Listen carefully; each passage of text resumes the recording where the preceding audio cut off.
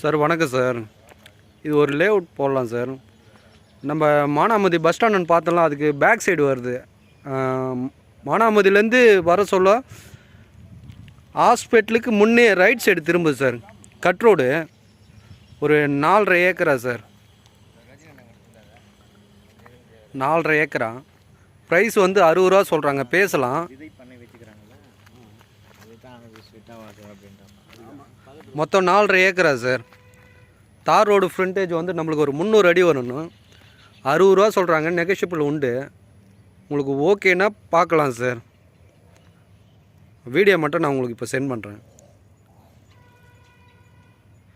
கரெக்டாக மானாமதியிலேருந்து ஒரு 300 அடிக்கு முன்னே லெஃப்ட் சைடில் தார் ரோடு சார்.